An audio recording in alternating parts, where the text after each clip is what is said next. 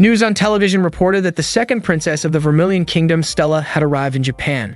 She was accepted into Hagoon Knight Academy in Tokyo with the highest score in history and was even called the most talented and strongest knight. Ikki, who was watching the news, quickly turned off the TV. He thought about how some people believe life was unfair because what someone was born with could decide their future. Talent or no talent was something set from birth, and it felt like unchangeable fate. Those without talent would never defeat those who had it, so in the end, they had no choice but to give up on their dreams. Ikki remembered the words of his great-grandfather Ryuma, who had told him not to be bitter when he realized his own weakness. That advice was proof that Ikki had not given up on his dream. Holding on to those words, Ikki summoned his sword in Tetsu. He was a blazer, a special kind of human able to summon weapons formed from their very soul and use supernatural techniques through magic. Blazers recognized by the international organization were given the title of Mage Knight. Ikki's dream was to become one of them. After training within Tetsu, Ikki returned to his room only to find Stella there wearing nothing but light clothing. Shocked, he froze for a moment. Stella, equally surprised, became furious when she saw him. In his panic, Ikki clumsily tried to make things even, which only made the situation worse. Stella, angry and embarrassed, immediately slapped him. Because of that incident, Ikki was summoned by Kurono, the headmistress of Hagoon Academy. She explained that Hagoon had always been the most prestigious knight academy in Japan. Every year in the Seven-Star Festival that decided the strongest knight, Hagoon's representatives had almost always taken the championship. But lately, the academy's results had declined.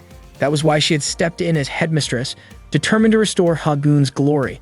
However, she had not expected Ikki to get involved in such an inappropriate misunderstanding. Ikki explained that it was just an accident. Kurono, though skeptical, questioned why he had reacted the way he did. Ikki admitted his behavior had been clumsy, but he tried to take responsibility by apologizing directly to Stella. He promised he would do whatever it took to make up for the mistake. Stella, still upset, initially wanted to spread the story, but after hearing Ikki's promise, she decided to forgive him only if he was willing to face the consequences. She teased him with an impossible demand, but Ikki refused, saying the accident was not worth such a punishment. Stella became more offended when Ikki downplayed the situation, and her anger flared. She called him a lowly commoner and threatened to unleash her power against him. Flames appeared around her as her fury grew. Ikki, frightened, desperately tried to calm her down. Stella accused him of violating her dignity by barging into her room and looking at her in a disrespectful way. Cornered, Ikki blurted out that he had looked at her because he was genuinely captivated by her beauty. Hearing his honest words, Stella was caught off guard. The flames around her fizzled out and she blushed in embarrassment. She wondered how Ikki could casually say such a thing. Ikki, meanwhile, insisted that the room was actually his own. Stella did not believe him until Kurono returned and clarified that from now on, they would be sharing a room. Both Ikki and Stella were shocked. Aki questioned why an A-rank student like Stella had to share a room with him, a Class F student. He admitted that the techniques he could use were limited to low-level physical enhancements, and his magic power was average at best. In other areas, his ability was at the lowest level in the academy. Kurono explained that this was why Ikki was nicknamed the worst one, the weakest student in Hagoon. The reason he and Stella were paired together was simple. There was no student weaker than Ikki, and no student stronger than Stella. Stella asked what would happen if more misunderstandings came up between them. Kurono pointed out that Hagoon had other cases of male and female students sharing rooms, so if they could not accept it, they were free to leave the academy. Stella reluctantly agreed to the arrangement but set 3 strict rules for Ikki. He was not allowed to talk to her, look at her, or even breathe near her. Ikki was dumbfounded, especially by the last rule, but Stella explained she did not want him invading her personal space. She even said he could sleep outside the room if necessary, which led to more bickering between the two. To settle things, Kurono reminded them that knights solved conflicts with their swords.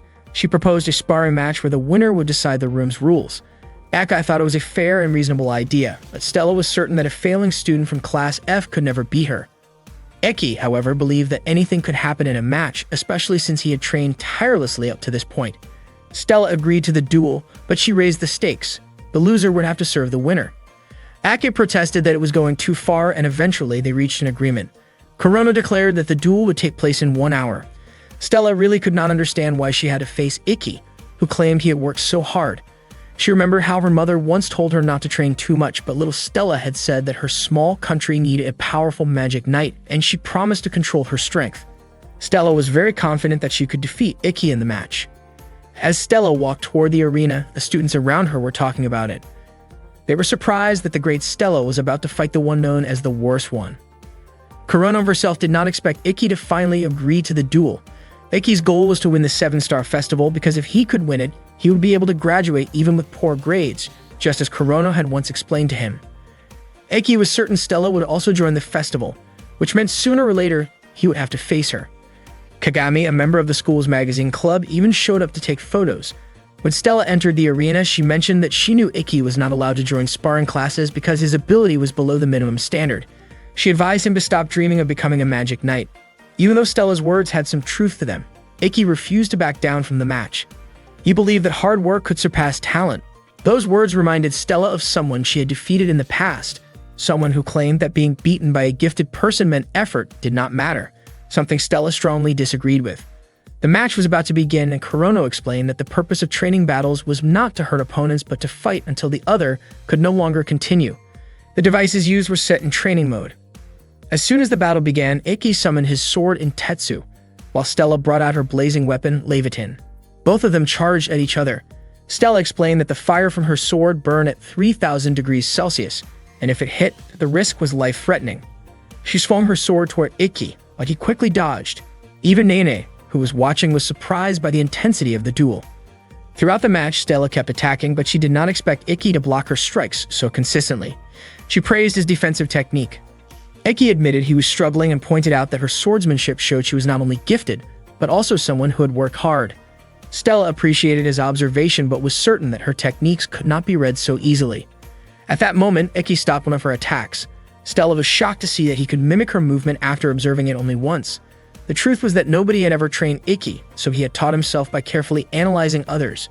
By studying deeply, he believed he could understand techniques to their very core and eventually surpass them. That was Ikki's style of swordsmanship. Stella attempted to feint, but Ikki calmly said that her swing was too slow and he easily blocked it. He even recognized that the move was not part of her usual sword style and advised she should not rely on tricks. His counterstrike landed, and for a moment, the students thought the fight was already over. Stella stood back up, however, and this time she poured her magic into her weapon. She explained that she knew Ikki's Intetsu would not be able to hurt her unless she fought him with her sword. Stella admitted that if she fought Ikki using only her swordsmanship, everyone would realize she was not just talented but also trained with dedication. Still, she decided to acknowledge that if she won, it would be because of her magic. With that, she resolved to face Ikki with her full power. Ikki, who had long accepted that he lacked natural talent as a magic knight, refused to step back. Stella then unleashed her full power, Cafeteria Salamandra. Ikki, meanwhile, focused on his own secret technique, always thinking about how the weak could defeat the strong. He called it Itoshura. When Stella launched her strike at him, Ikki suddenly moved with blinding speed, dodging the attack. Stella was stunned by how fast he had become, as if his magic had spiked all at once. In truth, Ikki had poured all of his magic into a single burst, focusing every drop of his energy into 1 minute. That was his original noble art. With that, Ikki's blade reached Stella, knocking her down. His belief was simple. To overcome the strong, the weak had to push themselves beyond human limits. Soon after, Ikki himself collapsed from exhaustion. Kurono then announced that Ikki had won the match. The entire audience was left in shock. Nene, watching with a smile, commented that the upcoming selection tournament was definitely going to be exciting. After Stella regained consciousness, Kurono came to see her in the student infirmary. Stella admitted that it had been a long time since she had felt the sting of defeat. She asked how Ikki was doing. Kurono explained that the technique of releasing all energy within a single minute could only be used once a day, which meant Ikki must have been far more exhausted than Stella. Curious, Stella asked what had actually happened. A student like Ikki should not have been ranked at level F. Kurono explained that rankings were determined only by a blazer's raw ability scores, so skills like swordsmanship or martial arts were not considered in the evaluation. Because of that, the system at the time did not favor Ikki's strengths. Stella was still puzzled about how Ikki could end up repeating a year. Kurono told her that there were many difficulties, or rather, the kind of simple but unfair problems that often showed up. Ikki had faced that unfair system over and over, but he never gave up and continued to train his abilities with conviction.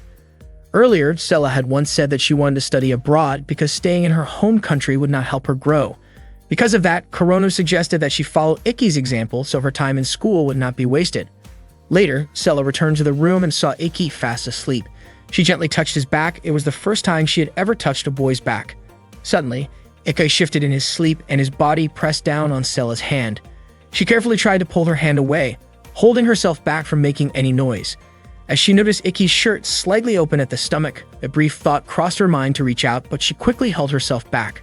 Remembering how Ikki had once seen her in an embarrassing situation, she wanted to even the score, so she lightly placed her hand on his stomach. The moment she touched him, Stella felt a strong surge of energy flowing from him. Surprised, she muttered to herself why she had even done that in the first place. To her shock, Ikki suddenly woke up and asked what she was doing. Startled, Stella screamed in embarrassment. After that, Stella sincerely apologized to Ikki. She admitted that she had judged him too quickly, and that if she had tried to understand him beforehand, she probably would not have lost the way she did.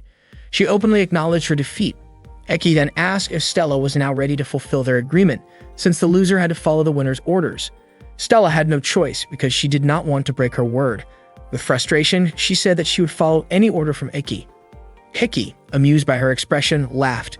To Stella's surprise, Ikki's order was nothing more than asking her to become his roommate because he wanted to be closer to her.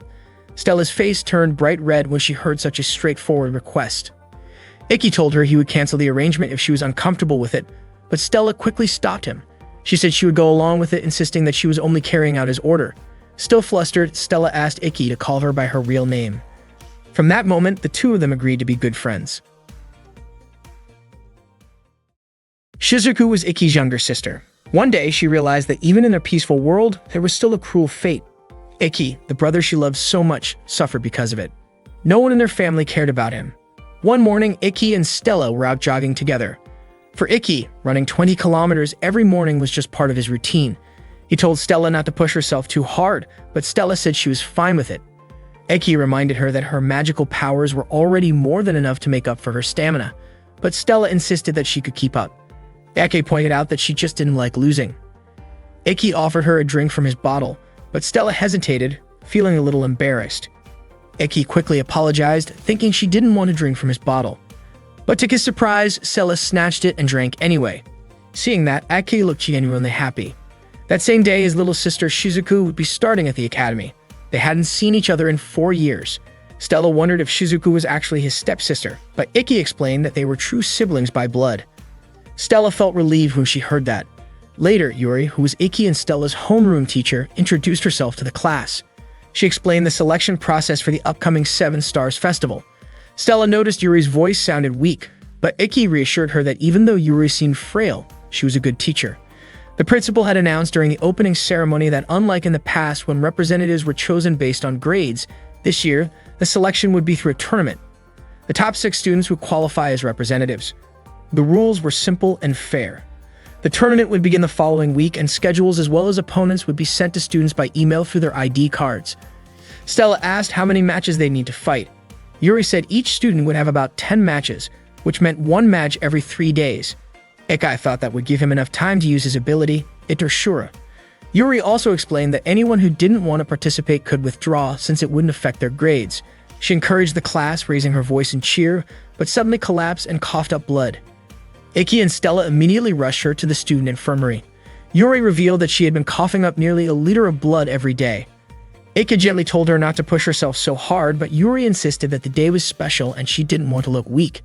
Ikki confided to Stella that the only reason he was admitted into the academy was because Yuri had given him the chance. Yuri, however, said it was because of Ikki's own strength. She smiled and mentioned that last year had been especially tough for him. When Stella and Ikki left the infirmary, Stella asked what Yuri had meant. Ikki explained that Yuri was talking about how he wasn't allowed to join regular classes before. In the past, there had been no minimum requirements, but things had changed since then. Just then, the girl ran up and hugged Ikki. Stella was shocked and scolded him, but Ikki insisted he didn't know her. The girl introduced herself as Kagami, one of Ikki's juniors, and said she was a huge fan of his. Stella was clearly annoyed. Kagami praised Ikki for how strong he had looked in a recent match. She said she planned to start a newspaper club and wanted to feature him in the first issue, asking if he'd agree to an interview. Ikki looked embarrassed and said he wasn't really that impressive. Stella, irritated, said Ikki had already become popular at the start of the semester, so he might as well accept the interview. After that, she walked away. Kagami happily said she already had a headline idea for his article. Ikki asked her to talk about it later. Ikki then ran after Stella. On the way, he spotted Shizuku. She came over and greeted him warmly. Other students recognized her as the second-ranked student in the academy.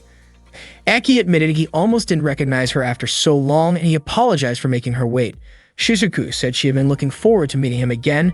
and in front of everyone, she suddenly kissed him. Stella was stunned, and Kagami quickly took a picture, planning to use it as news material. Afterwards, Shizuku said she had wanted to see him for years. Stella, visibly upset, demanded to know what Ikki was doing, but Ikki was at a loss for words. Shizuku explained that kissing was simply a way of showing affection, usually between couples, but she believed that siblings who shared a deep bond could also express it. She added that in some countries, a kiss was considered no different from a greeting. Stella shouted in frustration that in her country, siblings would never do such a thing. Kagami chimed in, saying that in some other countries, it actually was normal. Ignoring the argument, Shizuku explained that she just missed Ikki deeply after 4 years apart. Ikki, however, reminded her not to say things that could be misunderstood. Shizuku leaned in as if to kiss him again, but Stella quickly pulled him back. She was confused as to why Ikki wasn't stopping her himself. Shizuku then asked why Princess Stella was interfering with a private moment between siblings. Stella and Shizuku kept arguing about the matter until Shizuku finally asked what kind of relationship Stella had with Ikki. Stella claimed that Ikki was her master, and that she was his servant. The students around them were shocked to hear that, while Kagami became overly excited about the scandal that would surely make it into her school newspaper. Shigen already had a catchy headline prepared for the story. Ikki immediately denied Stella's claim, but Stella insisted. She explained that after Ikki won their sparring match, he gave her an order like sharing the same bed with him. Hearing that, Shizuku turned to Ikki and asked if it was true. Ikki didn't deny it, since he and Stella really did sleep in the same bunk bed. Shizuku then declared that she would free Ikki and summoned her weapon, Yoi Shiger. Ikki tried to stop her, but Shizuku calmly said that she was confident she could defeat Stella since her element was water, while Stella's was fire. Ikki reminded her not to use a device in that place, but before he could say more, Stella accepted the challenge and activated her weapon, Leviatine. Ikki was frustrated that Stella was going along with it, but Stella fired back, mocking Shizuku's device as being too simple, just like her chest. Shizuku refused to back down and retorted that Stella's chest and her weapon were both flashy but lacked substance. The two of them exchanged insults until they finally launched attacks at each other. Because of this reckless behavior, they were punished by being forced to clean the school toilets. Normally, using a device either inside or outside the school was strictly prohibited unless permission was granted. Kurono explained that under normal circumstances they should have been suspended, but since it was only the first day, they would instead be punished with 1 week of cleaning toilets. Both Stella and Shizuku promised not to repeat their mistake. They were only allowed to go home after finishing the cleaning, and since there were 27 women's toilets in total, it took them a long time. Even while scrubbing, the two of them continued trading snide remarks. Shizuku told Stella to stay away from Ikki, but Stella flatly refused. She said it was impossible for her to stay away from Ikki since they shared a room. Shizuku insisted that Ikki would always belong to her, no matter what Stella tried to do. Stella countered by bringing up the fact that Shizuku had kissed Ikki on the lips. Shizuku defended herself, saying that there were things only siblings could truly understand, and that Stella would never be able to feel what Ikki felt. She explained that Stella could never understand Ikki's pain of being treated like he did not exist. Stella was left shocked and confused by Shizuku's words. Shizuku then left, telling Stella there was nothing she could do. When Shizuku returned to her dorm room, she was greeted by her roommate, Nagi. Meanwhile, Stella was still troubled by Shizuku's words. Not long after, Ikki entered the room and asked what she was doing there. Stella said she had been waiting for him because she wanted to train together. Ikki assumed Stella was too tired to practice, but Stella handed him a bottle of water that he had left behind. Then Stella suddenly asked Ikki if he had really been treated as if he did not exist. Ikki was startled by the question and accidentally spat out the water he was drinking. He guessed Shizuku must have told her and admitted that he had wanted to share that story with Stella anyway. Ikki explained that he once looked up to someone named Ryuma, his great-grandfather, who was a national hero that led Japan and won a past war. The Kurogen family produced talented blazers in every generation, but not him. Because of this, his family treated him like he was nothing. He was never even invited to family gatherings. One New Year's Day, Ikki could no longer take it and left the house. The weather turned bad, and he became lost. For a moment, he was ready to give up on life, but then he realized how pathetic it would be to end like that. At that moment, Ryuma appeared before him. Ryuma understood Ikki's pain and told him to hold on to his frustration, because it was proof that he hadn't given up on his dreams. He reminded Ikki not to become the kind of man who gave up just because life was unfair. Ryuma said that humans were beings without wings, but they could still reach the moon. Those words truly saved Ikki. From then on, Ikki resolved to be like Ryuma. He wanted to someday meet someone who had suffered like him and pass on those same words. But in order to do that, he had to grow stronger, strong enough to be a true knight like Ryuma. Since no one was willing to train him, Ikki trained himself. Thinking back on it, he realized the Kurogane family never wanted failure like him to become a knight, so they pressured the school to impose a minimum ability requirement for classes. This became a rule under the former principal, specifically to stop Ikki from ever graduating from the academy. Luckily, Corona replaced the principal, though Ikki still believed the unfair treatment would continue. Stella, however, was certain that Ikki would never give up, no matter how much he suffered. She admitted that she had once felt the same way as well. Stella then asked Ikki to correct what he had said that morning when he claimed Stella hated to lose. Ikki nodded and changed his words, saying that neither of them wanted to lose. Hearing this, Stella smiled warmly at him. Meanwhile, Shizuku shared her thoughts with Nagi. She told him how much she cherished her older brother because of his kindness. Even after Ikki ran away, her feelings toward him remained the same. Shizuku realized how harshly her family had treated Ikki, so she decided to give him the affection he deserved directly from her. Hearing this, Medi smiled warmly. Shizuku apologized for talking too much even though she had just met Nagi. Nagi noticed that Shizuku was a shy person who disliked being around others, and he realized her family situation had only made things worse. Nagi admitted that he had once met someone similar to Shizuku. He reassured her that he didn't mind listening to her stories and even hoped she could see him as an older brother. Shizuku smiled at his kindness. That evening, Stella was preparing dinner while Ikki was taking a bath. Without warning, Stella entered the bathroom, which surprised Ikki since she was dressed in only her undergarments. Embarrassed, Ikki asked why she came in like that. With hesitation, Stella explained that she wanted to help wash his back because she considered herself someone who should support him, and she thought of it as her responsibility. Ikki tried to refuse, saying he never asked for such a thing, but Stella insisted. She began helping him wash, and Ikki's face turned red as he tried to stay composed, especially since she was sitting so close. Stella then asked if Ikki liked women's bodies, catching him off guard. She mentioned that she had noticed his flustered reaction earlier when Kagami had accidentally bumped into him, and she also realized that Ikki had been sneaking glances at her. Feeling guilty, Ikki apologized and admitted with a red face that he did feel attracted. Instead of being upset, Stella teased him, closing the distance between them, which left Ikki even more nervous. However, in the middle of this, an awkward accident happened. Her eye strap came loose. Stella only realized it after it slipped, and when she noticed how close she was to Ikki, she became overwhelmed with embarrassment. As Ikki turned his head toward her, Stella panicked and scolded him. When Ikki saw the fallen bra on the floor, he froze, realizing what had happened. Stella's face burned with embarrassment, and in her flustered state, she lashed out by slapping his cheek before shouting in frustration. That day, Ikki and Stella were training together, crossing swords to sharpen their skills. Afterward, they took a break and started talking. Stella mentioned that she had received an email from the academy, and her opponent would be Momotani from the third-year class. Ikki admitted that he had seen Momotani fight before, and the device he used was a rather unusual armor. Stella asked Ikki not to tell her anything about it, since she was the type who disliked looking up information on her opponents. She wanted to treat it as practice, in case she ever faced an unfamiliar blazer. Ikki agreed, since there were times when not knowing an opponent's level of skill was part of the challenge. Stella then said that researching an opponent's strength, as Ikki often did, was also important.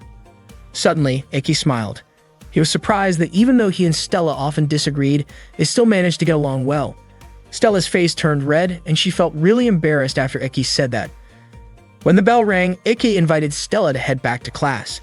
Stella, looking nervous, shyly asked Ikki out on a date. But before he could answer, Ikki's phone buzzed with a message from Shizuku, inviting him to go shopping the next day. Stella looked annoyed, especially since Ikki immediately agreed to Shizuku's invitation. The next day, Stella tagged along when Ikki went shopping with Shizuku.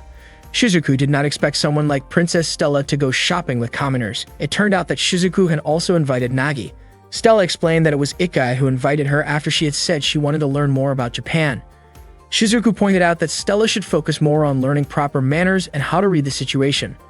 Not wanting to lose, Stella countered that she did come along after reading the situation, since she would not let Ikki go off with his flirty little sister. Nagi then introduced himself as Shizuku's roommate, saying that Shizuku had asked him to keep her company while shopping. Ikki found Nagi's appearance surprising. Nagi explained that while he was a man by nature, his heart was more like that of a woman. As Ikki and Nagi talked, Stella and Shizuku kept watching them. They seemed worried that Nagi and Ikki might get too close. Nagi even thought about teasing Ikki a little, but Shizuku quickly pointed her sword at him, putting a stop to it. That day, the group took a train and headed to the shopping district. Stella was happy to be there. At one point, Iki asked if Shizuku's outfit looked a bit too flashy. Shizuku admitted that it was Nagi who had dressed her up. When Stella saw Iki and Shizuku holding hands, she scolded them. Shizuku was confused, saying that it was nothing more than sibling contact. She reminded Stella that she and Iki used to walk holding hands all the time when they were younger. Stella secretly wished she could hold Iki's hand too, but Shizuku teased her, saying that if someone held hands with the opposite sex who was not family, it looked like she had special feelings for him. Stella's face turned bright red and she quickly denied it, saying she was only Iki's servant. Shizuku told her that she did not need to hold Iki's hand anyway, and then invited Iki to go eat with her. Stella grew furious, calling Iki both clueless and a siskan. Meanwhile, in the mall's security control room, guards were about to change shifts when something suspicious happened. At the same time, Iki and the others were eating ice cream at a cafe that Nagi had recommended. Stella was surprised that Nagi knew so much about good spots. Shizuku explained that Nagi was very knowledgeable about fashionable clothes and good food. Aki wiped some cream off Shizuku's face so her nice outfit would not get stained, and he tasted it without thinking much. Shizuku's face turned red and she was left speechless. Nagi realized that while Shizuku could act bold, her defenses were surprisingly weak. Shizuku admitted she had been caught off guard because Iki did it so suddenly. Unexpectedly, Stella smeared her face with cream and showed it to Iki, clearly wanting him to wipe it off like he had done for Shizuku. But since she had smeared too much, Iki went off to get a towel instead. Shizuku called Stella an idiot, and Nagi laughed, finding Stella's silly side rather cute. Back in the control room, an intruder entered and took out the security guards. At that moment, Iki and Nagi happened to be in the restroom. Iki was surprised to see Shizuku opening up to Nagi, since she was usually shy, easily irritated, and not good at dealing with strangers, especially men. Iki was grateful to Nagi for being friends with her. Nagi replied that Iki was exactly as Shizuku had described him, strong and caring. Suddenly, Nagi heard footsteps and covered Iki's mouth to keep him quiet. Two intruders working for Bishu burst into the restroom, with one of them even firing a gunshot. After making sure no one was inside, they left. Thanks to Nagi's magic, both he and Iki managed to stay hidden. Afterward, they returned to the restroom and found a mask left behind by the two criminals. Iki suspected that the mall they were in was being robbed. Nagi suggested they find out more, activating his device called Darkness Hermit. With it, Nagi could manipulate shadows and move through them. Together, he and Iki made their way to the security room, where they found the unconscious guards, most likely drugged by the intruders. Iki immediately reported the situation to Kurono. By then, the case had already made the news since a visitor had managed to escape and notify the police. Kurono told him that the police were surrounding the area. Iki wondered who the culprits really were. According to Kurono, it was just a gang of criminals with one blazer among them. They were also demanding a huge ransom. Akai thought that if money was all they were after, the case should have been easy to handle. According to Kurono, it seemed that the criminals were not only after money. She was certain the police would need the help of Iki and Nagi, so she allowed them to use their devices. Akai thanked her, and Kurono reminded him not to act recklessly. At that time, the criminals were holding several people hostage in the mall, including Shizuku and Stella.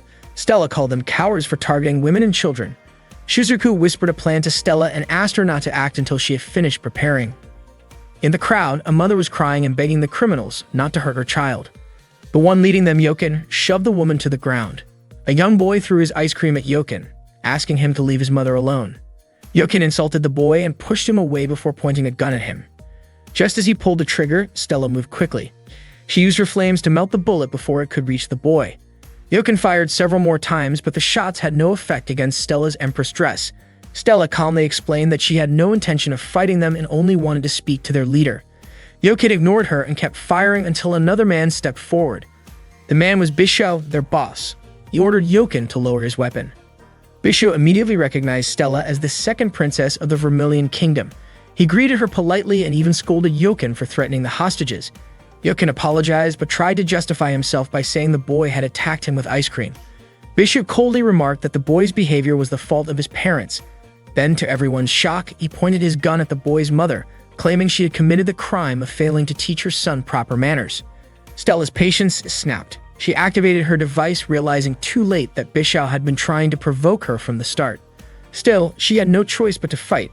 Bisho drew his own device, the Judgment Ring, and blocked her flames. With a single counter, he managed to knock Stella down.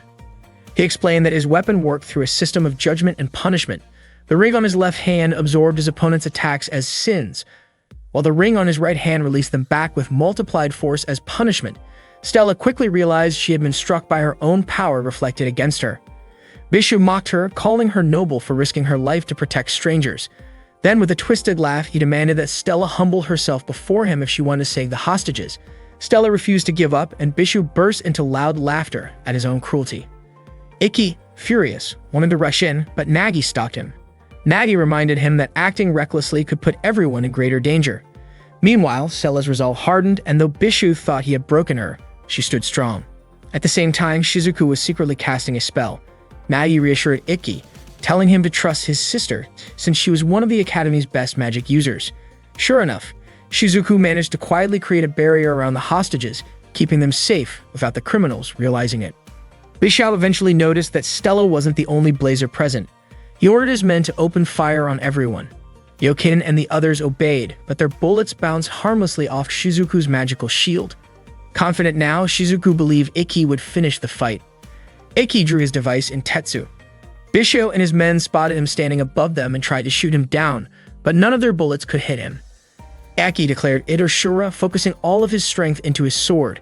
He knew that if Bishu's left hand made contact first, his attack would be neutralized, so Ikki moved with precision, leaping into the air and spinning to confuse Bishu's aim. In an instant, Ikki closed the distance and slashed with lightning speed. Bishu's left hand was severed by the strike. This was Ikki's seventh secret technique, Reiko. Bishu screamed in pain.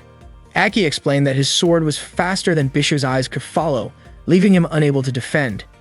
He added that Bishu's suffering was nothing compared to what Stella had endured because of him. Not long after, Nagi revealed himself. Bishu desperately tried to order his subordinates to attack again, but it was already too late. Stella had already defeated them.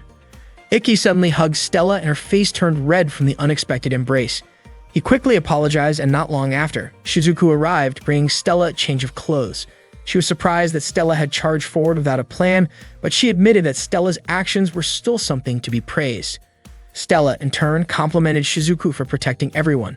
Just then, Ikki's strength weakened and the others grew worried. He explained that it was the side effect of Itoshura. Out of nowhere, a woman who had been hiding among the crowd of hostages revealed herself as one of Bishu's subordinates and took control of the situation. She demanded that they release Bishu. Before anyone could act, a sudden attack knocked the woman down. Stella couldn't understand where the strike had come from. A man appeared, saying he hadn't intended to steal someone else's moment of effort. Nagi was confused because he hadn't sensed this man's presence at all. Ikki, however, recognized him right away. His name was Shizuya. With a confident smile, Shizuya remarked that he didn't expect Ikki to still be attending school. Soon after, the police arrived and arrested Bishu and the others. The girls quickly gathered around Shizuya, praising him as if he had been the one to defeat the villain. Seeing that, Stella grew irritated, and Shizuku quietly agreed with her. Ikki approached Shizuya to thank him, saying that thanks to him, everyone was safe. Shizuya responded that it was only natural to protect those who couldn't protect themselves, but then asked Ikki if he still planned to become a knight with such limited strength. Stella immediately grew defensive and demanded Shizuya stop talking that way, but Ikki gently held her back. Frustrated, Stella declared that Ikki was stronger than Shizuya. Shizuya laughed at her words, finding them amusing, and teased her by saying it seemed she already saw Ikki as a cool and admirable guy. He went on to remark that Ikki should have told her the truth, that he had once withdrawn from a match because he was unwilling to face him. Shizuya then told Ikki to check his email, revealing that he was Ikki's first opponent in the upcoming tournament. With pride, Shizuya introduced himself as last year's representative of the Seven Stars Festival and said he hoped Ikki wouldn't back out this time. Stella grew even more annoyed by his arrogance. The selection tournament for the Seven Stars Festival began with Stella facing a student nicknamed the Heavy Tank, whose name was Momotani. Momotani used a device shaped like armor called Goliath, and his signature move was Heavy Charge. The students cheered loudly when the match started, encouraging Momotani to defeat Stella. Stella reminded everyone that this was a real match, not just training, and warned Momotani that taking a direct hit here would hurt much more than during practice. She advised him to think carefully before fighting. After hearing her warning, Momotani decided to surrender, which made Stella the winner. After her match, Stella went to take a shower, where she overheard Shizuku and Nagi talking. Shizuku mentioned that there was nothing impressive about Stella's earlier match because her opponent had simply been too weak. When Stella came out of the bathroom, she admitted that Shizuku was right. It turned out that not only Stella but also Shizuku and Nagi had won their respective matches. Suddenly, Kagami appeared, praising them for their victories. Kagami's sudden entrance startled Stella, causing her towel to slip. Embarrassed, Stella tried to cover herself with her hands. Curious, Nagi asked who Kagami was. Kagami introduced herself as a member of the newspaper club and said she aspired to be a professional journalist. Nagi guessed that Kagami probably heard a lot of rumors around the academy. Shizuku clarified that Kagami was a journalist, not a gossip chaser, though she admitted that she often picked up on rumors as well. Nagi, instead of being put off, wanted to get along with her since they both enjoyed hearing such things. Meanwhile, Ikki was watching match footage on his laptop when Stella came over to see him. He congratulated her on her victory earlier, having already heard the result through an email. Stella noticed that Ikki had been rewatching the same video repeatedly and wondered why.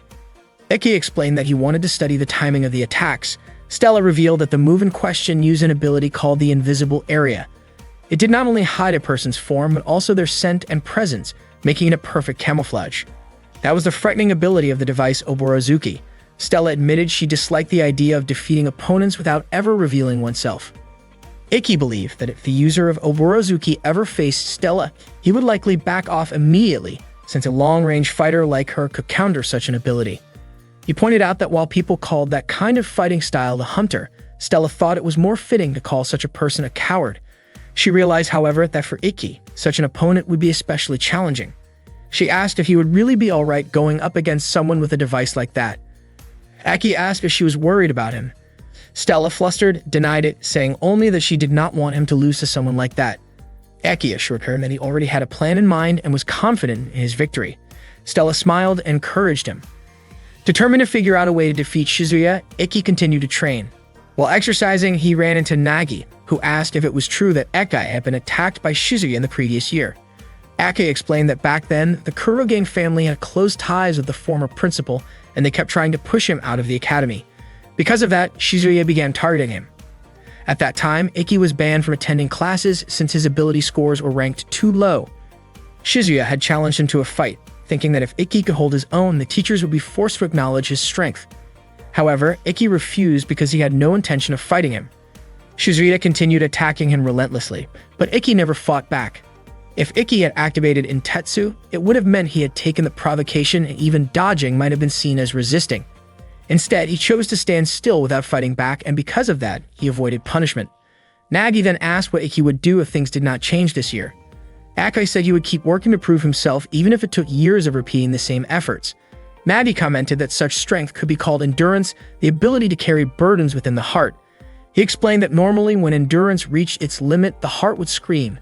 But Ikki seemed unable to hear those cries anymore, which was why he could remain calm and keep smiling. Nagi hoped that someday someone would be able to hear the silent cries of Ikki's heart. Before his next match, Stella invited Ikki to watch another battle with her, but he declined, saying he needed to head to the waiting room and focus on his own match. Shizuku noticed that his shoelaces were still untied and reminded him to fix them, while Nagi wished him luck and told him to be careful. At the tournament registration, Nene appeared and praised him. She explained that most high school students usually use imitation devices, which was why many of them withdrew from the selection tournament once they realized it followed official match rules, where the stakes were serious. Ikki said he had been waiting for the chance to compete in an official match, so he felt no hesitation. Nene was impressed, and Ikki recognized her immediately. Every student knew that Nene was the demon princess of the KOK Top League. He also knew she was an old friend of Kurono's and had returned as a part-time instructor that year. Nene leaned casually against him and playfully suggested the idea of a private lesson together later that night. Suddenly, Kurono approached Nene, catching her off guard. She instinctively hid behind Ikki. Kurono questioned why Nene, who was supposed to serve as the commentator and overseer for the third match, was lingering there. Nene admitted that she was bored with the previous match, and Kurono promptly pulled her back to her designated spot. 30 minutes before Ikki's match, he focused intently on preparing himself. He could hardly believe that he had finally reached his first official match. Years of patience and perseverance had led him to this moment. Confident that he would not lose, he waited for the time to arrive. When the 30 minutes had passed, it was finally Ikki's turn to step into the arena. This was the fourth match of the day, and Hangetsu and Nene were in charge of guiding the proceedings. The students were buzzing with excitement, eagerly anticipating the battle. The first contestant to appear was Shizuya, a student from Class C who had previously represented his class in the Seven Stars Festival during first grade. The crowd erupted in cheers at his arrival. Opposing him was Ikki, a Class F student who had recently defeated Stella in a practice duel. Shizuya arrogantly expressed disbelief that Eke had dared to show up for this match, claiming he would easily crush him. Without hesitation, Shizuya activated his Oborozuki device, manifesting as a bow, while Ikki readied his Intetsu device in the form of a sword. Ikki concentrated fully, but Shizuya mocked the intensity of his gaze. Despite being reminded that the match had officially begun, Shizuya continued taunting him for appearing impatient. Then, Shizuya activated the invisible area, causing both of them to vanish from sight. The arena now resembled a dense forest, with the environment itself adding to the challenge. 04. As arrows flew from every direction, Ikki managed to deflect them. Suddenly, he noticed a rip in the air and realized that he had located Shizuya. With a swift strike of his sword, he landed a successful hit. The invisible area could not conceal the physical trajectory of Shizuya's arrows, and Ikki followed the paths they left behind. The chase led them up into the trees. Shizuya could not believe that Ikki was serious about defeating him, while Ikki remained determined to prevail. Shizuya laughed at Ikki's resolve. Ikki prepared to accept Shizuya's attacks, confident he could block them. Shizuya then disappeared and began launching invisible strikes. Ikki could not avoid these attacks initially and wondered how Shizuya was able to execute them. Shizuya explained that he did not rely on cowardly shortcuts. This year, the invisible area could fully conceal the arrows until they struck the target. One arrow hit Ikki, causing him to stumble. Hangetsu was shocked by Shizuya's strength, clearly surpassing last year. Nagi grew increasingly concerned, and Shizuku noted that Ikki's plan might be in jeopardy. Stella questioned why Ikki had not used his techniques immediately. Knowing that this would be the ideal moment, Shizuku observed that Ikki's fighting style focused on analyzing the opponent, though Sato criticized it as a waste of time. Nagi, however, reasoned that Ikki was not careless but simply too nervous to seize the opportunity. Stella found this hard to believe, yet she acknowledged Ikki's rare display of confidence, as he had never declared certainty in victory before. Facing a barrage of arrows, Ikki continued to endure. Stella finally understood what Eke had been experiencing all along, despite being the person closest to him. Shizuya called for Ikki to engage fully, mocking him and claiming that the headmaster's decisions were too heavy for someone like him. The students were taken aback by his words.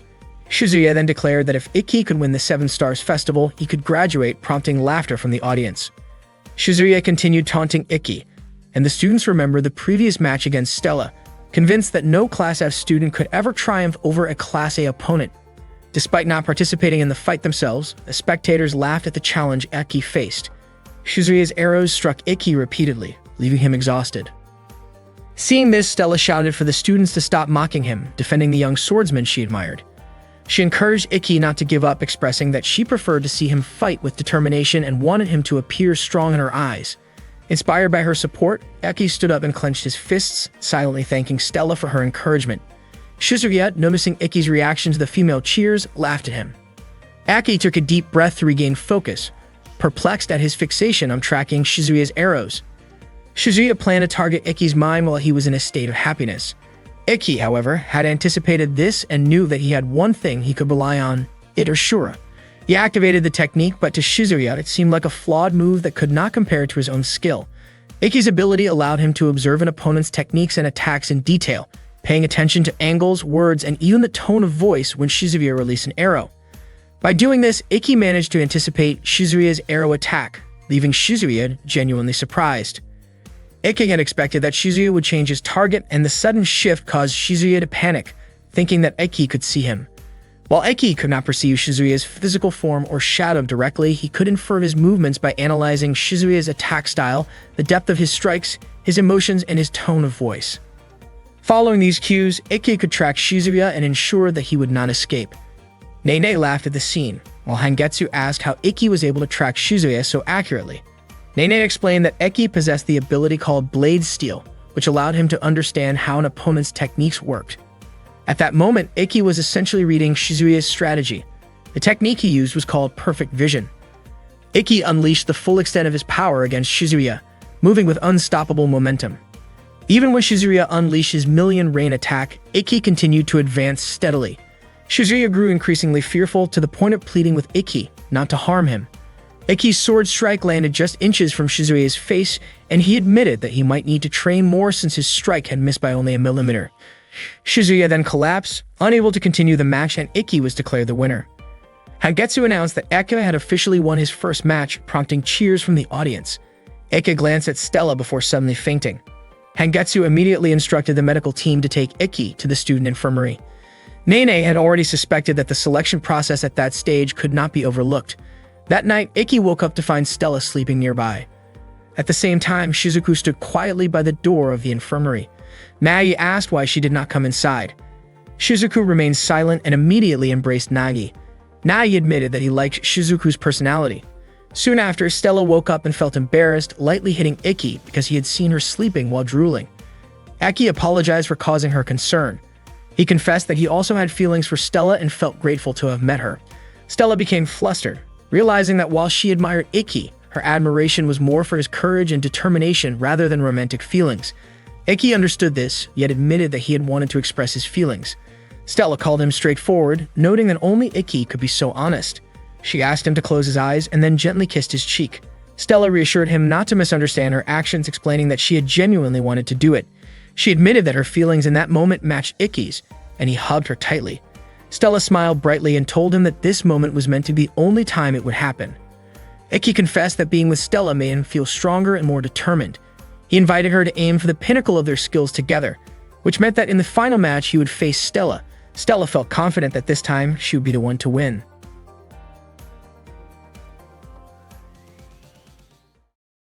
That day, Stella was training alone, still thinking about Ikki ever since that night when they hugged. Since then, they had become a couple, but Stella found it puzzling that for the past 2 weeks, Ikki had been acting completely normal toward her. Ikki had just won the selection tournament again, marking his 5th consecutive victory. His friends no longer called him the worst one and had started to see him as a skilled swordsman. Kagami even approached him, asking if he could practice sword techniques with her. Stella watched the interaction with a visibly annoyed expression. Ikki didn't mind helping Kagami and the others, which made them all very happy. Kagami began taking notes for her next front-page article about the warm guidance she received from Ikki. Ikki wondered why their training sessions seemed to shift in focus, but Kagami said it was fine and decided to start her practice the following day. Stella appeared frustrated, noticing how the male students looked envious of Ikki being surrounded by girls. Before long, Yuri arrived to begin their class, but unexpectedly, she collapsed and became unconscious, causing panic among the students. Later in the room, Stella questioned why Ikki was so brave. She was concerned because Kagami and her friends were skilled fighters, so training them could turn them into challenging opponents for Ikki. However, Ikki hoped for that outcome, believing that if it happened, it would show Kagami and the others were truly deserving of training. Besides, if they faced difficult situations, Ikki's advice might help them. He simply wanted to do whatever he could. Stella realized just how kind-hearted Ikki really was. Ikki admitted it, and Stella, feeling shy, reminded him that they had been dating for 2 weeks and maybe it was time to do the usual couple activities. Unfortunately, Ikki didn't hear her because he had already fallen into a deep sleep, leaving Stella feeling quite frustrated. The next day, Ikki began training Kagami and her friends. He asked them to stand on one leg. Kagami asked about the purpose of the exercise. Ikki explained that it was meant to help them learn to use their inner muscles and understand the importance of balance, especially in combat where one often relies on a single leg. He also mentioned that in Chinese martial arts, putting weight on both legs equally is considered a mistake called double pressure stance. Kagami took detailed notes, learning new information from Ikki. Suddenly, a few male students approached. They were annoyed by Ikki's confident attitude and the fact that he was surrounded by girls. They activated their devices without Ikki realizing who they were. Kagami asked what they intended to do. They wanted to teach Ikki a lesson and tried to surround him, but Ikki skillfully handled the situation quickly and efficiently, neutralizing the threat. One student, scared, attempted to use a device, but Ikki easily stopped it.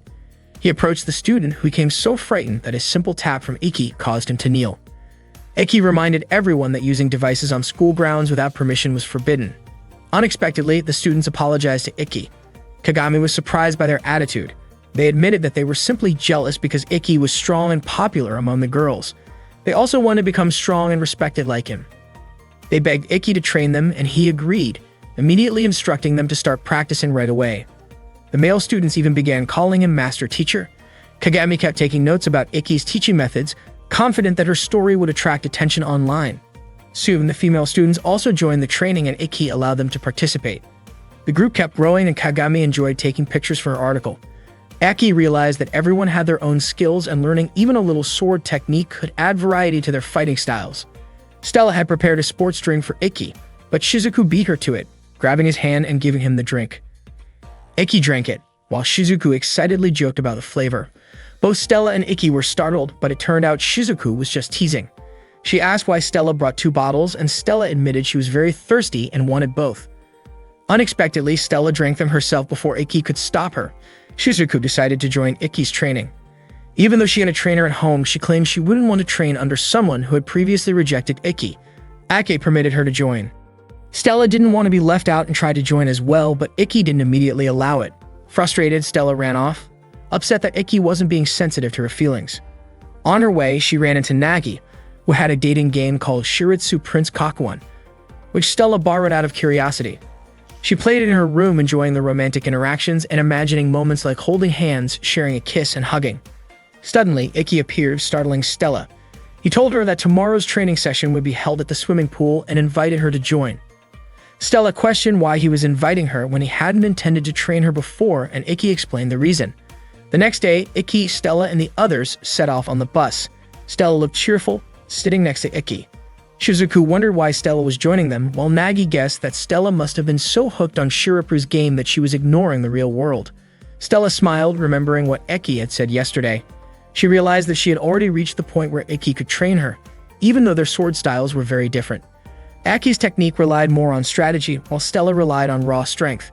If she practiced with Ikki, the results could be unpredictable. Ikki wanted Stella to grow far beyond what she imagined. Her eyes sparkled as she felt moved by his concern. Stella watched Ikki's peaceful sleeping face on the bus, and Kagami noticed the quiet moment between them. When they arrived at the swimming pool, the students changed into their swimsuits, looking impressive in their new attire. It was Stella's first time seeing a swimming pool in Japan. Shizuku teased her, joking that a foreign princess had never experienced the outside world. Stella explained that in her palace, pools of that size were usually only for bathing. The two of them always seemed to bicker, no matter where they were. The boys watched with admiration, feeling lucky to follow in the footsteps of their great teacher. Ikki instructed them to relax their bodies and float in the water. This exercise was meant to train their lung capacity. Kagami continued taking notes on everything Ikki said. While in the water, they would become more in tune with themselves. Ikki asked them to focus on their bodies and listen to the inner voice within. Stella seemed slightly bored because Ikki wasn't spending much time with her, even though she had gone through the trouble of picking out her swimsuit. At one point, she accidentally dropped the ball, which hit another girl. Stella apologized, but the girl barely paid attention. Stella dove into the pool, following Ikki's instructions, trying to listen to her heart to determine which sense was her strongest. She was confident that Ikki's Ito Shura technique would sharpen that sense to its limit. As she focused underwater, she was startled when Kagami asked about her relationship with Ikki. Stella choked and quickly surfaced. Kagami immediately apologized, and Stella asked what she meant by that question. Stella tried to brush off the topic, thinking it impossible for a princess to date a commoner. Kagami then asked if that meant she could pursue a relationship with Ikki herself, even jokingly suggesting she would confess to him. Hearing this, Stella quickly stopped her, accidentally admitting that Ikki was her boyfriend. Kagami promised not to tell anyone, reasoning that as a journalist, she also wanted her friendships to remain smooth. Stella felt relieved, but Kagami pressed on, asking how far her relationship with Ikki had progressed. Stella's face turned red at the question. Kagami curiously wondered if they had done anything intimate, but Stella firmly denied it. Kagami speculated whether they had at least kissed, and Stella bashfully admitted that they had not. Ikki was still training the students, and Shizuku was surprised to see that he remained so enthusiastic. She asked Nagi whether it was strange for a younger sister to have feelings for her older brother. According to Nagi, while it was unusual in general, he believed that Shizuku would continue to like Ikki regardless, and that this was a form of true affection. Meanwhile, Stella was sharing her feelings with Kagami, who realized that Stella was deeply devoted to Ikki. Stella admired everything about him, from his life path to his dreams. Kagami was curious whether there had been any progress in Ikki and Stella's relationship over the past 2 weeks. Stella admitted that she did not want to force anything, she simply wanted them to appear more like a couple. Kagami asked if Stella had told Ikki about this, but Stella felt she could not bring herself to say it, as she was shy. At that moment, Nagi tried to comfort Shizuku, who was feeling conflicted. He was confident that no man would dislike a determined girl, especially one as sweet as Shizuku. She realized that she needed to be ready for either outcome, whether Ikki would accept her or not. Nagi explained that this was a step in transforming from a little sister into a mature woman. Shizuku responded that as long as Ikki was happy, she would be happy too. Nagi reminded her that she still had a chance, especially since Stella had not yet fully opened up to Ikki. At the same time, Kagami suggested that Stella should be more open with Ikki.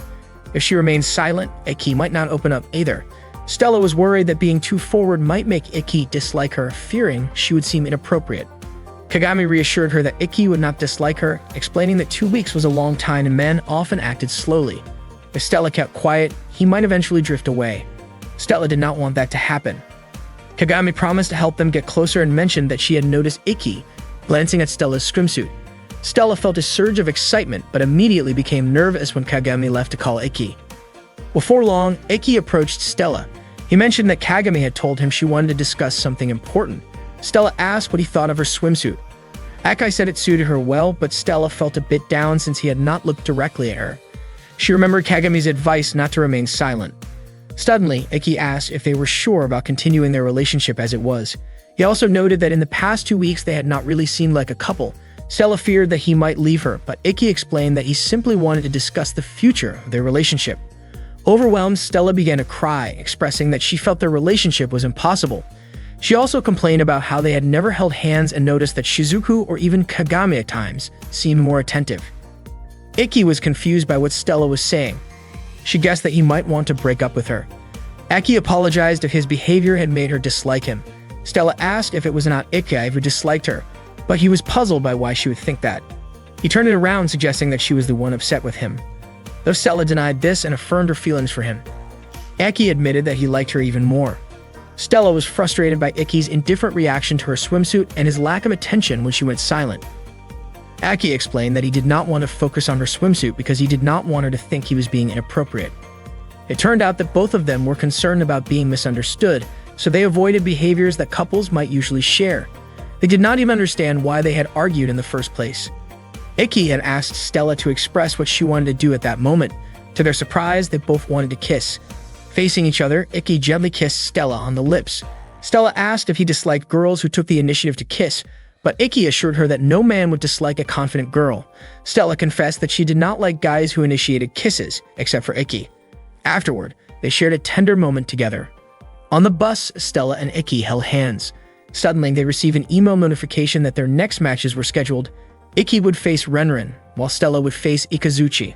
Surprisingly, their opponents were members of the student council. That day, the match took place with Iki facing off against one of the student council officers, Renren. Renren had accumulated incredible speed and kept accelerating without stopping, her noble art, known as Runner High. Her speed even exceeded the speed of light. Renren asked Iki if he was surprised by her power, and Iki admitted that he was not. He understood why Renren had become a student council officer, as her movements were nearly impossible to follow with the naked eye. Meanwhile, during his match against Stella, Ikazuchi spun his Zanbato. His ability increased the mass of the blade as it spun, making his weapon heavier with each turn. He was confident that Stella would not be able to defeat him. Ikazuchi, nicknamed Destroyer, began using his Crescendo Axe technique, while Stella countered with her Black Bird technique. Unexpectedly, Renren's attack narrowly missed Iki, and Ikazuchi's strike also missed Stella. Stella confidently stated that she could counter everything, whether strength, technique, or deception, because she was an A-level student. At the same time, Iki pointed his sword at Renren's face, prompting her to acknowledge her defeat. The match was ultimately won by Iki and Stella. It was clear that the first-year students were remarkably strong. The match had been skillfully overseen by Mikazuki and Hangetsu, who proved to be excellent commentators. Unexpectedly, a girl who had met Stella at the swimming pool was also watching the match. After the match, Shizuku congratulated Iki, who felt a sharp pain in his wrist. Shizuku immediately held his hand and offered to stay close to help take care of him. Stella grew a little annoyed by Shizuku's attention toward Iki and suggested that he should tell his younger sister to give him some space. Shizuku was confident that Iki would never scold her because he cared so much for her, and Iki silently confirmed this. Shizuku told Stella not to interfere as it was none of her business. Stella admitted that she did have a connection to Iki, but hesitated to explain further. Suddenly, Navi asked how long Iki would allow a certain person to follow him. Iki realized that someone had been tailing him, a girl hiding behind a tree. Neither Shizuku nor Stella had noticed the stalker, and Stella even suggested that this person might have been the one who placed a razor in the mail. Nagi mentioned that the girl had been following Iki for a week, and it seemed it was time for him to address the situation. Eke called out to the girl to ask what she wanted. Surprised, she stepped out from her hiding spot. Stella felt that the girl's face looked familiar. The girl, nervous and stammering, asked them not to misunderstand her and accidentally stumbled into a small pond. They took her to the student infirmary. She introduced herself as Ayatsuji Ayase, a third-year student. She spoke haltingly, embarrassed to meet a boy's gaze. Upon hearing her name, Iki asked if she was related to Ayatsuji Kaido. Ayase confirmed that Kaido was her father. Aki had already suspected this from the bamboo sword mark on Ayase's hand. Stella asked if Nagi knew who Kaido was, but Nagi did not. Shizuku explained that Kaido was a talented swordsman, nicknamed the Last Samurai, who had won many prestigious championships, including the Tenryu Gozen, Tozei Toitsu Tournament, Musashi Cup, and Juven Tournament. Kaido was highly skilled but not widely recognized because he was not part of a formal organization. When Iki was a child, he had studied swordsmanship by watching recordings of Kaido's matches and had been thrilled to meet Kaido's daughter. Aki asked why Kaido's name rarely appeared in the media. Ayase explained that her father was recovering from an accident during a match. She was delighted to hear that someone as strong as Iki admired her father. Shizuku asked why Ayase had been following Iki.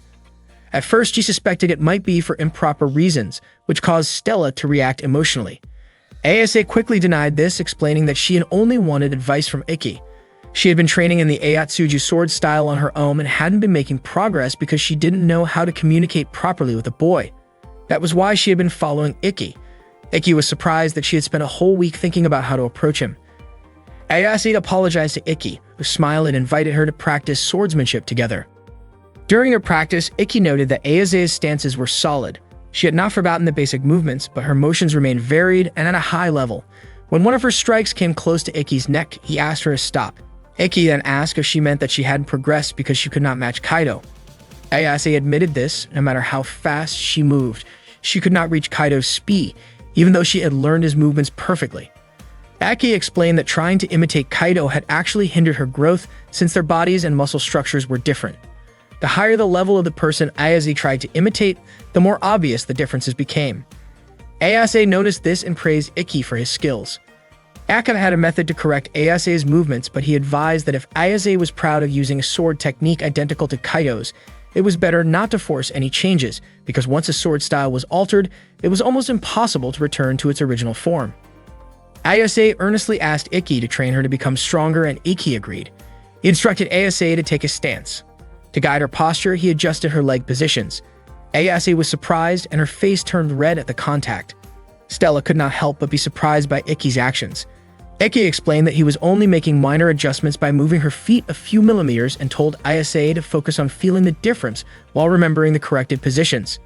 Iki also explained that women generally had more flexible joints than men, especially around the hips, which allowed for faster and wider lateral movements. Ayase felt embarrassed because of the attention to her posture, but she appreciated the guidance. Stella and Shizuku looked on, astonished at Ayase's reaction. Once Ayase adjusted her stance, it felt tighter and more stable. Even a small change in her stance made a noticeable difference. Ayase immediately managed to direct her sword toward Iki's neck with ease. Stella and Shizuku acknowledged the improvement. Ayase had shifted the center of her movements from her arms to her lower body. She was thrilled as she had struggled with this for a long time and Iki had made it seem easy. Ayase admired Iki's mastery of sword techniques, while Stella appeared slightly jealous of their closeness. After the training session, Iki apologized for the unexpected contact, but Ayase felt reassured, noting that his strong hands reminded her of her father's. Iki was surprised that his hands had been complimented. Ayase expressed admiration for Iki's dedication, clarifying that her feelings were purely respect and not anything else. Stella asked Shizuku if she felt jealous seeing Iki guide Ayase so closely. Shizuku considered Iki's actions as purely instructional and supportive, not flirtatious. She believed that as long as it made Iki happy and the person was trustworthy, she would approve. However, Shizuku felt there would be no one like her in that regard. Stella was surprised by Shizuku's maturity despite her small stature. Shizuku, in turn, teased Stella for being physically developed but still somewhat childish. Meanwhile, Ayase asked Iki to continue her training the next day, confident that she could grow stronger under his guidance. She was determined to pass the selection for the 7-Star Festival tournament. That night, before going to bed, Stella asked Iki how it felt to guide Ayase's posture so closely. Aki admitted he could not easily explain it. Stella reached out her hand and Iki took it, reassuring her that he was only helping with training. Stella admitted she was worried about misunderstandings, but Iki emphasized that his feelings were only for her. The next day, Ayase practiced sword techniques with Stella. who admitted that Ayase's movements were impressively fast. Ayase thanked her for the support. That evening, Ayase treated Iki and Stella to dinner at a cafe, expressing gratitude to Iki for training her daily. Iki lightly scolded Stella for eating too much, but she explained that eating too little made her feel sluggish. Ayase was surprised that Stella could maintain a slim figure despite her hearty appetite. Ayase reflected that training with Iki was helping her gradually approach her father's level, though Iki reminded her that it was thanks to her own hard work, and that she would understand this fully in time. Ayase also felt determined that she still had challenges to overcome to reclaim what was lost. Suddenly, a group of young men arrived and greeted Ayase, making her uncomfortable. Aki noticed and warned them not to bother her. Their leader Kurado poured a drink for Iki, but then acted aggressively, laughing and claiming Iki's defenses were weak. Stella and Ayase worried about Iki's safety. The commotion caused other cafe patrons to leave, and one staff member tried to call the police but was stopped by someone. Kurado admitted he enjoyed confronting sword enthusiasts and challenged Iki. Stella wanted to intervene, but Iki stopped her, assuring that it was unnecessary since the bottle had been thrown accidentally. Kurado's subordinates laughed at Iki despite his composure after being struck by broken glass. Kurado approached and spat at Iki, and again Stella tried to fight, but Iki prevented her. Kurado dismissed Iki as weak and lost interest in fighting him further. After Kurado and his friends left, Stella wondered why Iki had allowed Kurado to behave that way. She also realized that Iki had intentionally not dodged the bottle swing. Aki explained that if he had dodged, the situation could have escalated, and he did not want to cause a scene in a public place. Moreover, if he used his device, he could have been expelled from school. Stella then understood that Iki probably felt Kurado was extremely strong. Ayase, on the other hand, appeared visibly shaken by fear. Not long after, a student appeared and mentioned that Kurado was known as the Troublemaker and a top fighter from Danro Academy, nicknamed the Sword Eater. According to the student, Iki's decision not to confront Kurado was the right choice, especially since Kurado had made it to the top 8 in last year's 7-star festival. Another student soon arrived, expressing relief that Iki had not chosen to fight Kurado. Curious, Stella asked who those two students were. They were Odakata, the vice president of the Hagun Academy Student Council, and Kanata, the student council treasurer. Odakata proceeded to heal the wound on Iki's head. After returning from the cafe, Ayase asked about Iki's head injury. Aki explained that thanks to Odakata, the wound seemed to have disappeared entirely. Stella then asked Ayase about the true identity of Kurado and his friends. Ayase remained silent, unwilling to answer. Aki did not push her, but assured her that he was willing to help as a friend if she had any problems. Just as Ayase was about to speak, Iki's phone rang. There was an email notification revealing that his next opponent would be Ayase. Ayase had received the same notification. Neither Iki nor Ayase had anticipated this. After that, Ayase quickly left. Meanwhile, Kurado's friends continued discussing Iki, criticizing him for not fighting Kurado. However, they ultimately agreed that it was a wise decision to avoid a battle with someone as strong as Kurado. The next day, the students practiced swordsmanship with Iki as usual, but Ayase never showed up. Shizuku remarked that Stella must be happy about that since she had been so jealous of Ayase. Shizuku even teased Stella about being selfish, which led to their usual quarrel. Iki recounted the incident to Nagi. Nagi pointed out that if Ayase's goal was to advance to the 7-star festival, she could not afford to lose in the selection rounds. However, she likely would not be able to defeat Iki the next day, so she would probably do something to win. Iki was surprised at how much Nagi seemed to know. Iki then showed Nagi Ayase's message, which requested a meeting on the rooftop at midnight. Nagi warned that it was clearly a trap, but Iki was confident that Ayase would not cheat, recalling that she had once confessed her fondness for his hands. For that reason, Iki decided to meet her. Nagi admitted that Iki's determination was dazzling, even making him envious.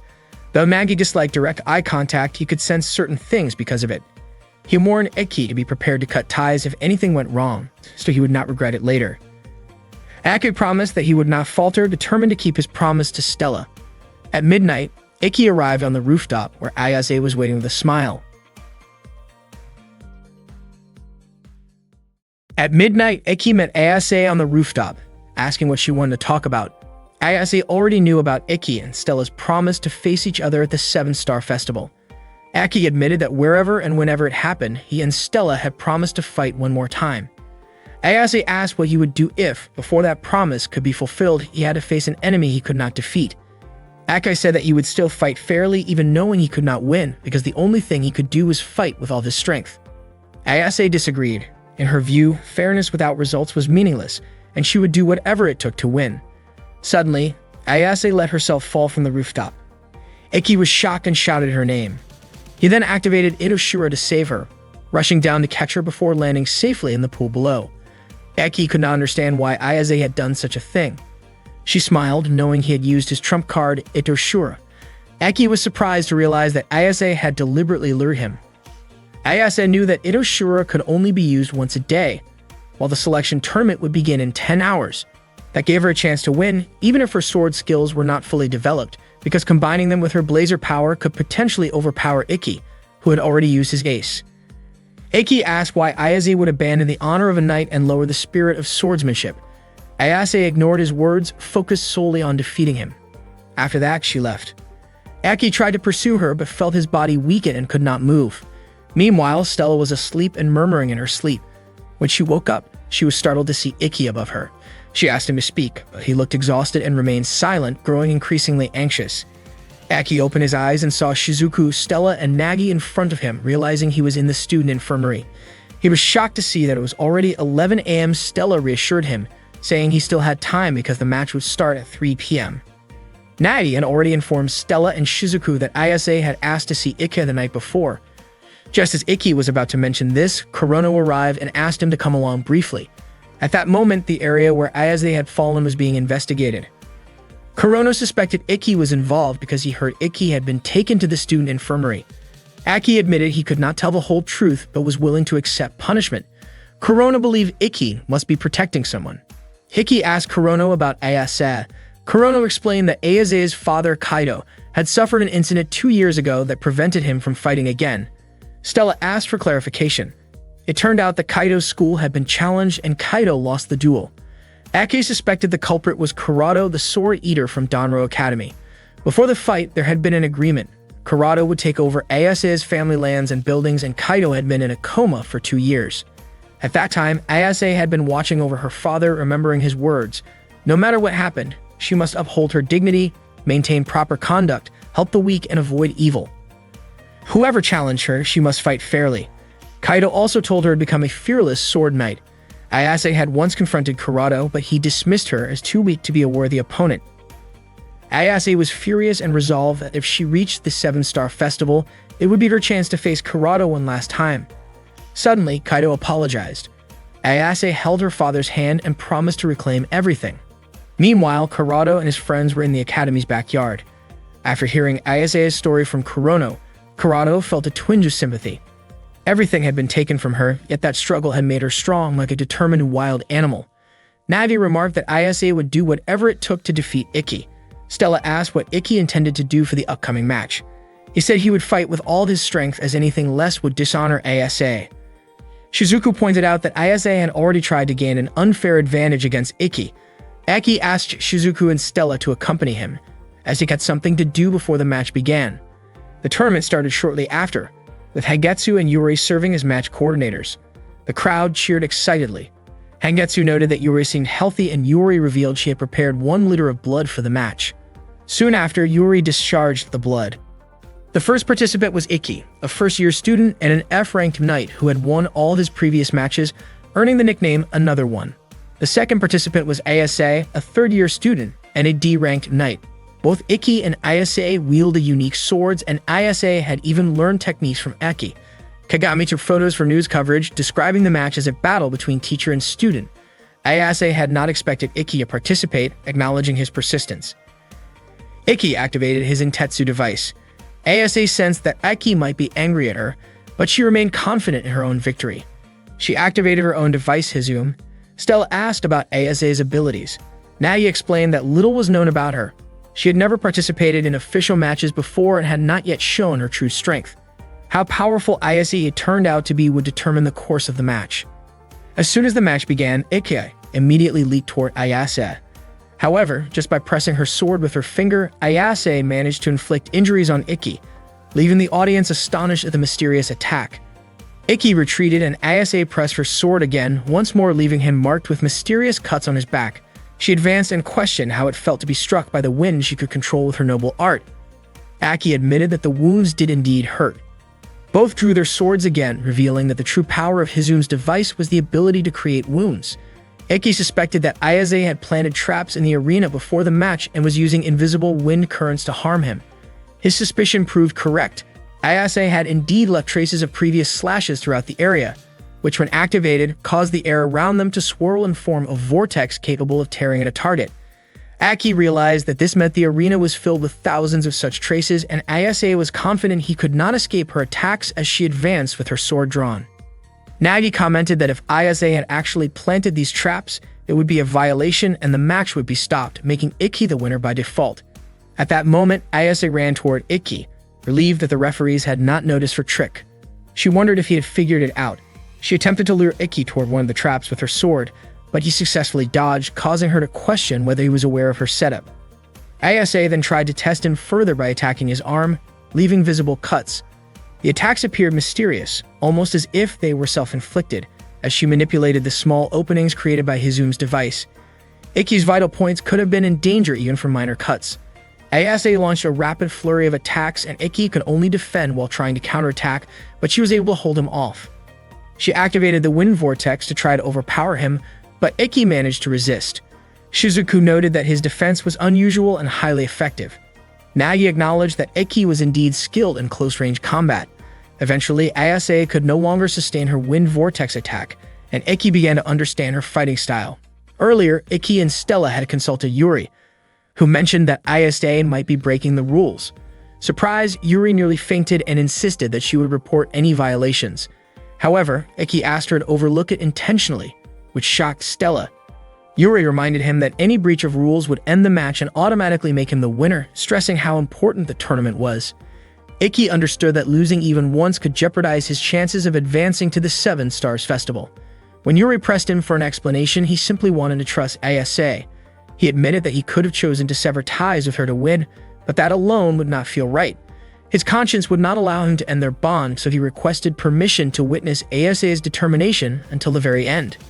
During the match, Ikki observed that Ayase's sword technique, movements, and breathing were all inconsistent. She seemed to have forgotten not only what he had taught her, but also some of her fundamental skills.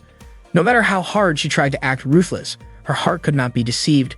When Ayase's mind wavered, her power faltered. She appeared frustrated at this observation.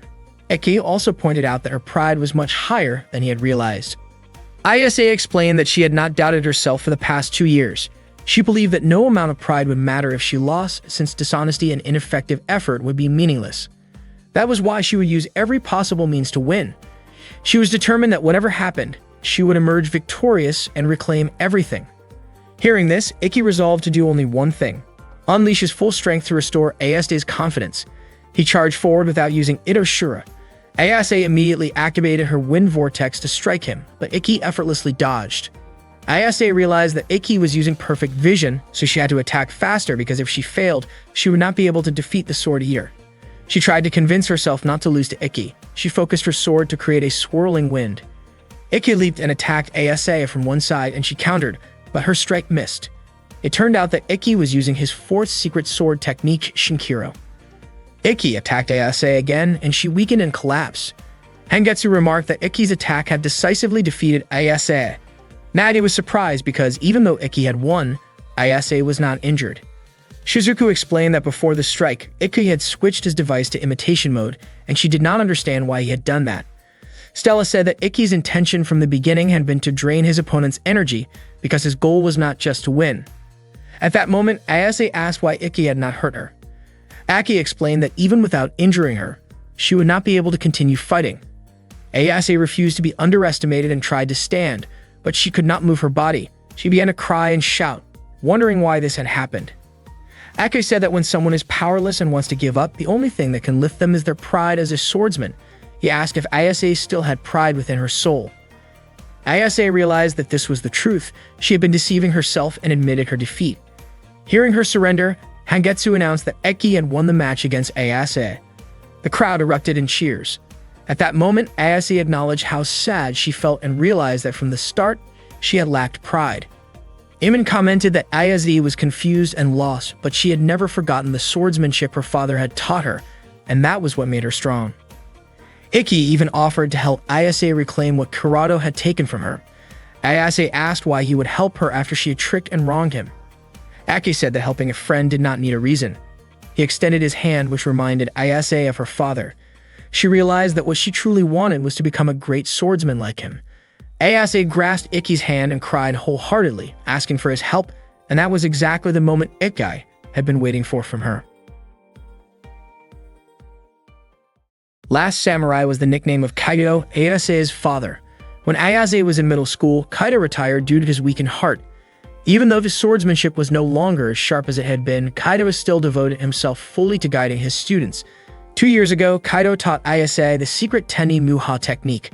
Ayase appeared tense while learning the technique and felt it would be impossible to master, yet Kaido was confident that Ayase would understand it because she was more serious than anyone else he had ever taught. Kaido instructed Ayase that no matter what happened, she should always uphold her dignity, maintain proper manners, help those in need, and stay away from evil. For Kaido, the art of Ayatsuji swordsmanship was about protecting others. Ayase understood that her father's time was limited, which was why he taught her the secret technique and entrusted the Ayatsuji sword art to her. She could only watch silently as her father lay in the hospital bed. That day, Ayase walked with Iki and Stella. Stella mentioned Kurado, who was known as a rogue craftsman, notorious for attacking schools unofficially and challenging martial arts academies throughout the city. Aki added that Kurado had made it into the top 8 at last year's 7 Stars Festival, and because of his incredible strength, he had earned the title Sword Eater. Ayase admitted that Kurado was indeed extremely powerful. 2 years ago, when he challenged Kaido's academy, Kurado had not used his device, meaning he fought without relying on his enhanced power. Even so, Kurado had defeated the last samurai. The battle between Kurado and Kaido felt like a nightmare to Ayase. At that time, Kurado and Kaido clashed swords, and Kurado's strikes caused Kaido to fall. Ayase and the students rushed to help him and urged him to stop fighting. Kaido expressed gratitude for their concern, but insisted he could not allow Kurado to harm them. Kaido advanced again to confront Kurado, but Kurado easily held him off. Kurado mocked the last samurai, claiming that fighting to protect others was futile, yet his own skills were limited. Kaido, fueled by emotion, continued attacking Kurado, only to be countered again. Ayase felt deep worry for her father. Kaido then used the ultimate technique of Ayatsuji swordsmanship. At that moment, Kurado nearly panicked, as the technique was close to defeating him. Unfortunately, Kaido's weakened physical condition made it easy for Kurado to overpower him. Kaido collapsed after being struck. Ayase ran to her father and embraced him. Kaido apologized before his body went limp. Following this, Kurado seized control of their academy, leaving Ayase furious. She wished she could have stopped Kurado herself, taking her father's place in the fight. To Ayase, the way Kurado wielded his sword showed neither honor nor beauty, but aggression and recklessness. Men like Kurado had defeated Kaido and tarnished the principles of Ayatsuji swordsmanship. Iki, motivated by loyalty, resolved to defeat Kurado on his own for Kaido's sake. Ayase escorted Iki and Stella to the academy that had been taken over by Kurado. They approached the gate, where Kurado's followers had gathered. Stella sarcastically referred to them as a group of clowns. Polite but firm, Iki approached and requested to meet Kurado. Iki met Kurado along with Ayase and Stella. Kurado recognized Iki and immediately called him a coward. Without hesitation, Iki challenged him to a duel, declaring that he represented Ayase in reclaiming the academy. Kurado had not expected Iki to challenge him, and he noted how different Iki's demeanor was compared to their encounter at the cafe. Kurado asked what Ayase had told Iki. Iki explained that students from the Night Academy were forbidden from using their devices outside the school environment unless they had permission from the owner of an accredited martial arts academy. Iki was confident that Kurado would not refuse a duel. Kurado smiled, intrigued by the challenge, but wanted to see if Iki was truly worthy as an opponent. Iki displayed several student ID cards belonging to Kurado's followers, signaling that he had already defeated them all. Kurado activated his device Orochimaru while Iki activated his Intetsu. Kurado charged at Iki, striking quickly with his sword, while Iki defended and dodged the attacks. Iki attempted to strike Kurado's left side, but Kurado successfully blocked it. Iki was puzzled as his timing had been fast, and he wondered if Kurado had predicted his moves. Kurado struck again, transforming his staff into a flail. Orochimaru had the ability to change shape to control the distance of his attacks. Iki struggled to evade Kurado's flail attacks. Stella and Ayase observed the battle, with Stella noting that while Iki could not attack an enemy outside his normal range, he was far from weak. Iki advanced to strike Kurado, anticipating the flail and managed to avoid it. Ayase marveled at Ikki's perfect vision technique. As Ikki closed in, Kurata returned the flail to its staff form, launching a rapid attack that nearly struck Ikki. Kurata laughed, acknowledging Ikki's skill in evading his strike. Ikki realized that this was the true power Kurata had used to defeat Kaido. Ikki pointed out that the source of Kurato's strength was his reflex speed. Reflex speed refers to how quickly someone can observe, understand, and respond. Most people perform this process in about 0.3 seconds. For Ikki and Stella, even after rigorous training, they could only reach 0.1 seconds, while Kurato's reflex speed was under 0.05 seconds. This meant that while Ikki performed one move, Kurata could execute 2 to 3 moves. With this ability, Kurata could defend against attacks that would normally be impossible to block and even redirect a sword strike mid-motion, causing the attack's direction to change unexpectedly. Kurata acknowledged that Ikki was the first person to notice his marginal counter so quickly. He explained that Ikki would not be able to defeat him because the marginal counter was not a technique, but a natural talent. No matter how hard Ikki trained, honed his skills, or devised strategies, he could not surpass Kurata. Kurata launched a simultaneous two-directional attack, pushing Ikki into a corner. Ikki used an abnormal defensive technique to halt Kurato's assault for a brief moment, but Kurata struck again, this time using 4 attacks at once. The longer the battle continued, the more difficult it became for Ikki to defend, and he eventually sustained a wound on his chest. At that moment, Ikki realized that Kurato's strength was at a national level. Kurata intensified his attacks, increasing their speed. Ikki skillfully held his ground, and observing this, Ayase recalled memories of her father and felt the urge to intervene. Stella stopped her, explaining that if the fight were interrupted, the school's honor could not be reclaimed. She admitted she also wanted to stop it, but sensed that Ikki was truly enjoying the match. Seeing Ikki smile amidst the battle, Ayase realized that his focus was solely on the desire to fight and overcome strong opponents. The duel between Kurata and Ikki continued, their skills nearly evenly matched, and both smiled as they battled. Stella questioned whether Kaido was truly shaken. Ayase was surprised by her question because it was clear that Kaido was unsettled, and if Kurata had not appeared, he and Ikki could have been living peacefully. Stella suggested that Ayase's assumption might be wrong. Even for someone renowned in the sword arts and called the last samurai, happiness would not necessarily come from training in one place every day. Stella acknowledged that Kurata's approach was intense and demanding, but when someone who had grown bored suddenly encountered a worthy opponent, that challenge could become exhilarating. Stella became emotional, realizing that her father's words were not about weakness but a kind of apology to Kurata, acknowledging that Kaido had limits. Ayase also cried, understanding that she had never truly comprehended the spirit of a swordsman. Meanwhile, the fight between Ikki and Kurata continued, with Kurata beginning to show signs of fatigue. Stella noted that the weakness of a sword eater lay in stamina, as their multiple movements quickly drained energy. Kurata remarked that stubbornness should have limits, but Ikki confessed that he hated losing. He had not experienced such a tightly contested fight in years and was enjoying it too much for it to end. Kurata, surprised by Ikki's intensity, realized that Ikki was also a maniac about fighting. Ikki asked whether the great swordsman they admired ever smiled like them during combat. Kurata dismissed Kaido, saying that he did not deserve to be called the last samurai because he was too weak to enjoy a high-stakes battle. Then Kurata struck Ikki with his staff. At that moment, Ikki told Ayase that he intended to restore what had been lost 2 years ago. Ikki exuded a fierce aura as he prepared to attack Kurata.